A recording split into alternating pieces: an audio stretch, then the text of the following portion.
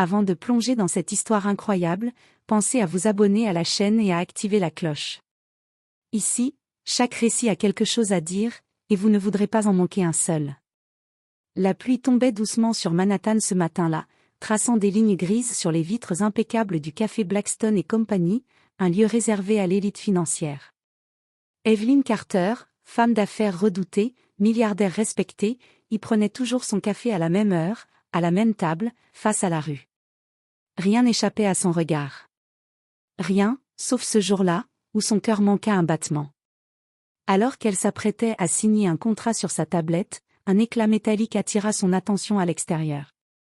Un jeune homme noir, à peine 20 ans, attendait sous l'auvent du café. Il portait des vêtements simples, presque usés, mais à son poignet brillait une montre qu'Evelyn reconnaîtrait entre mille. Son souffle se coupa. « Impossible, murmura-t-elle. Cette montre ? Une Patek Philippe Nautilus, édition ultra limitée. Une montre gravée à l'intérieur. Index revers pointant vers la droite blanc, pour toujours. C'était la montre de son mari. Richard Carter. L'homme de sa vie. Mort brutalement 7 ans plus tôt dans un accident jamais totalement élucidé. Evelyn sentit ses doigts trembler. Cette montre avait été enterrée avec lui. Elle s'en souvenait parfaitement. Elle avait insisté pour qu'elle repose avec son corps. Alors comment ce jeune inconnu pouvait-il la porter? Son esprit se mit à tourner à toute vitesse. Vol? Profanation? Marché noir? Son regard se durcit.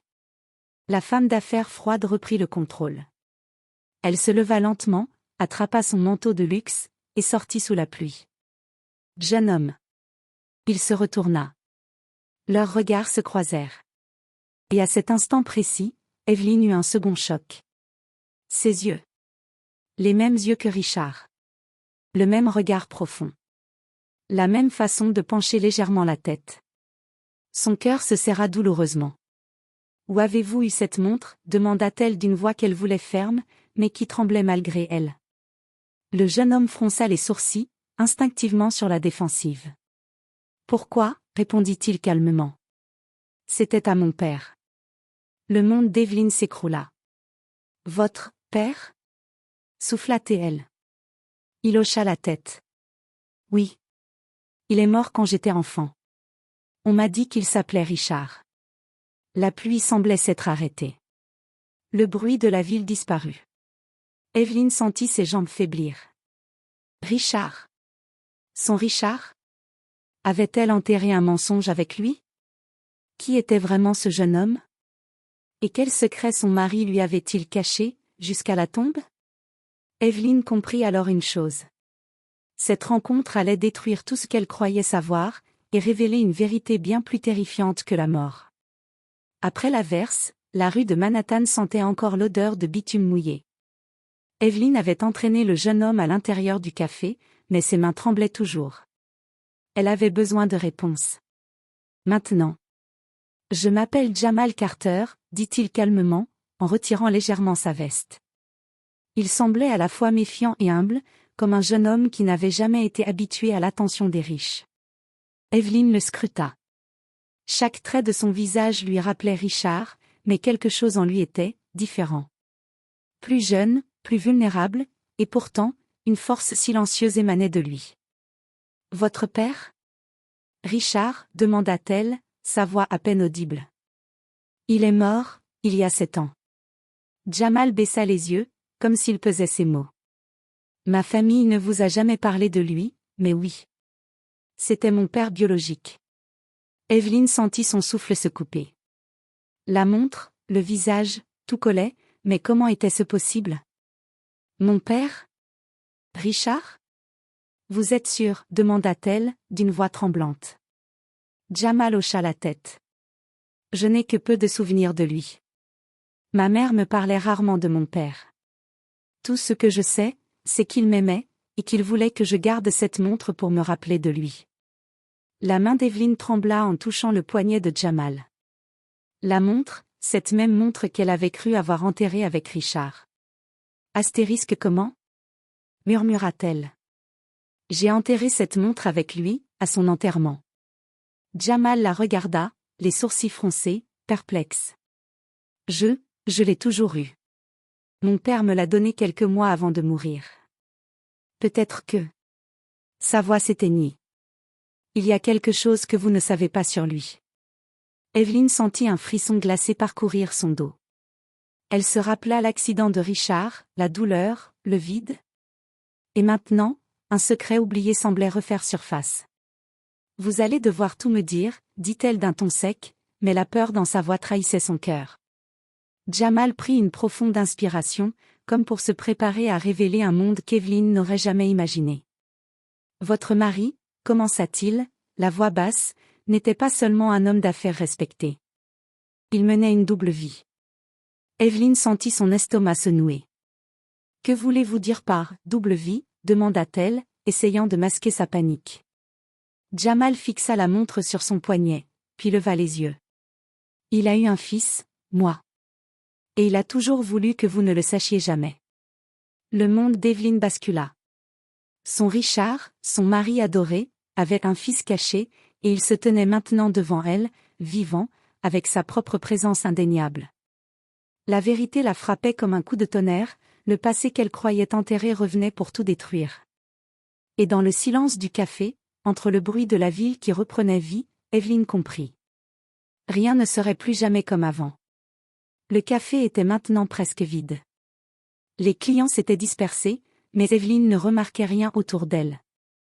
Son regard était rivé sur Jamal.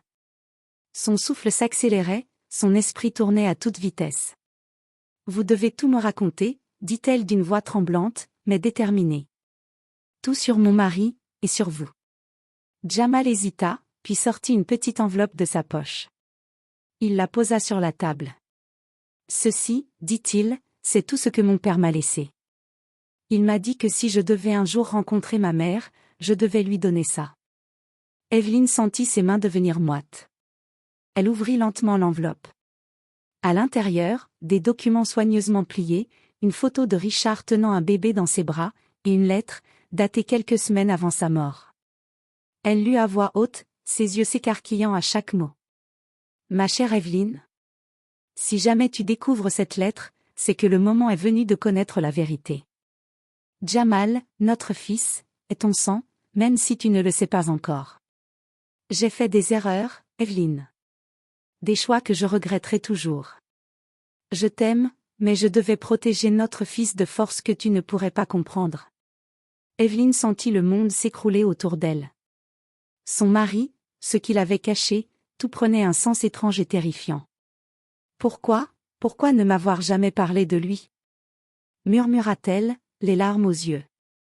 Jamal baissa la tête. Il avait peur pour nous, il disait qu'il y avait des gens dangereux. Il m'a toujours protégée, même après sa mort. Des gens dangereux? Répéta Evelyne, sentant la panique monter. De quoi parlez-vous? Jamal fit une pause, puis murmura. Mon père n'était pas seulement un homme d'affaires.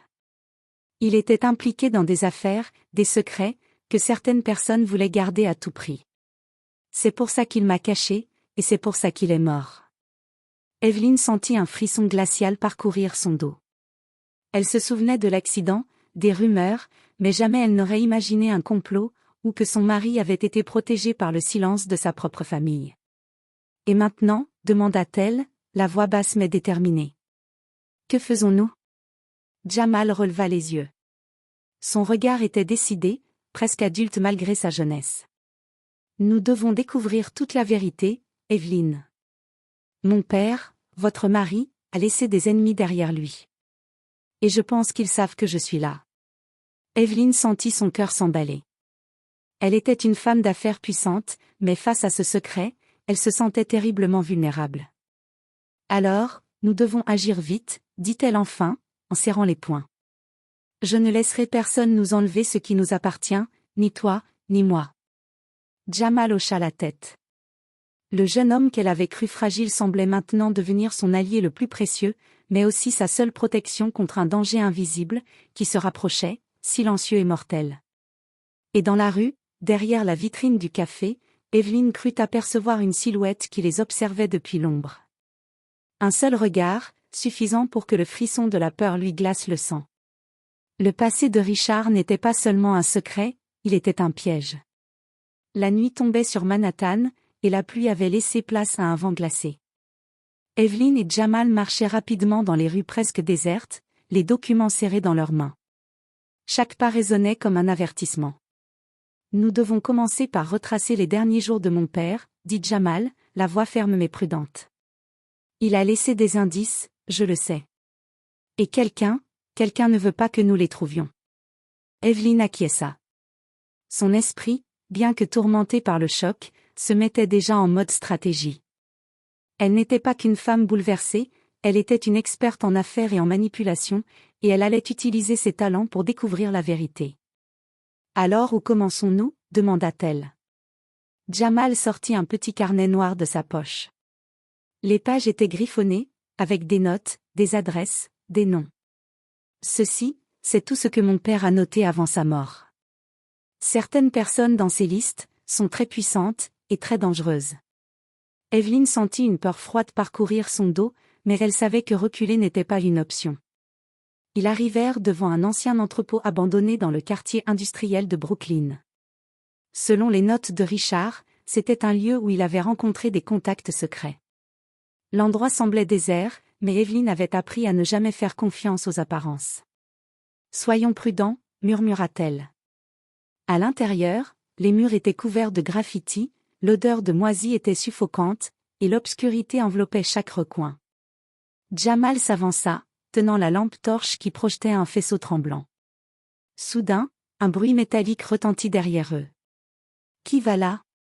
cria Evelyn, la voix forte malgré la peur. Une silhouette sortit de l'ombre. Evelyn crut reconnaître une vieille connaissance, un associé de Richard, mais à l'air menaçant et nerveux. « Vous n'auriez pas dû venir ici, » dit l'homme, d'une voix glaciale. « Certains secrets devraient rester enterrés. » Jamal avança d'un pas, le regard déterminé.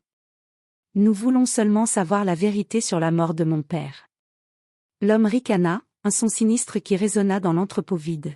« La vérité ? Vous pensez pouvoir la supporter ? Vous n'avez aucune idée des forces que vous êtes en train de réveiller ? » Evelyn sentit une boule de peur et d'adrénaline monter dans sa poitrine.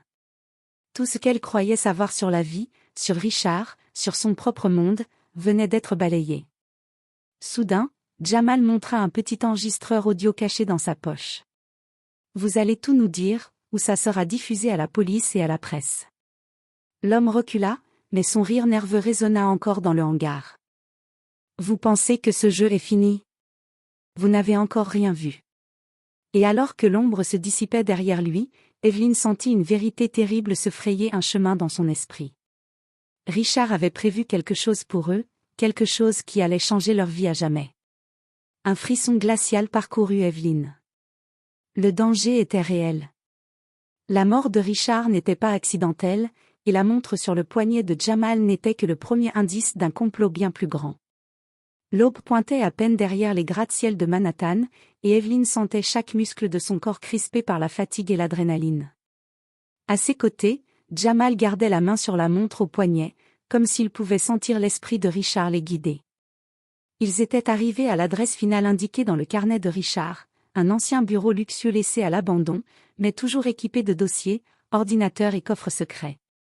Tout y était figé dans le temps, comme si Richard avait su qu'il viendrait. Evelyn ouvrit lentement un des tiroirs verrouillés. À l'intérieur, des documents et des photos révélaient l'incroyable vérité. Richard avait découvert un réseau criminel impliquant de puissants hommes d'affaires, prêts à tout pour couvrir leurs crimes. Il avait caché Jamal à sa famille pour le protéger de ceux qui voulaient sa mort. La montre qu'Evelyn croyait enterrée avait été remise à Jamal par un allié secret de Richard, pour qu'un jour elle le retrouve et découvre la vérité. Jamal regarda Evelyn, les yeux remplis de questions et de peur. « Alors, tout ce que tu croyais de papa, était vrai ?» murmura-t-il. Evelyn serra les poings, la colère montant. « Oui. Et ces hommes, ils ont tué Richard pour que personne ne découvre ce qu'il faisait. » Un bruit derrière eux fit sursauter Evelyn. Les ennemis de Richard étaient là. Deux silhouettes entrèrent dans le bureau, armées et prêtes à tout. Vous pensiez vraiment pouvoir tout découvrir sans conséquence, dit l'un d'eux. Mais Evelyn avait anticipé. Elle fit un signe à Jamal, et un dossier piégé que Richard avait laissé tomba au sol. Les documents explosèrent en un nuage de fumée et d'alarmes sonores, permettant à Evelyn et Jamal de prendre l'avantage stratégique. Papa avait tout prévu, murmura Evelyn, déterminée. Et nous aussi, nous allons finir ce qu'il a commencé. Le combat fut rapide. Evelyn utilisa son intelligence et sa ruse pour désarmer les ennemis, tandis que Jamal révélait son courage et sa force héritée de Richard. En quelques minutes, les deux adversaires furent neutralisés. Essoufflés mais victorieux, Evelyn et Jamal s'effondrèrent dans les fauteuils poussiéreux. Evelyn regarda la montre au poignet de Jamal et sentit une connexion profonde avec son mari disparu. « Richard nous a protégés, jusqu'au bout, » dit-elle, une larme coulant sur sa joue. Jamal hocha la tête, le regard déterminé. « Maintenant, c'est à nous de continuer ce qu'il a commencé, et de protéger ceux qu'il aimait. » Le soleil se leva enfin, illuminant le bureau abandonné. Evelyn comprit que ce jour ne marquait pas seulement la fin du mystère, mais le début d'un nouveau chapitre, un chapitre où elle et Jamal, mère et fils réunis par un destin improbable, allaient affronter un monde rempli de dangers, mais aussi rempli d'espoir. Et alors que la ville s'éveillait, Evelyn sut une chose, la vérité peut détruire, mais elle peut aussi sauver.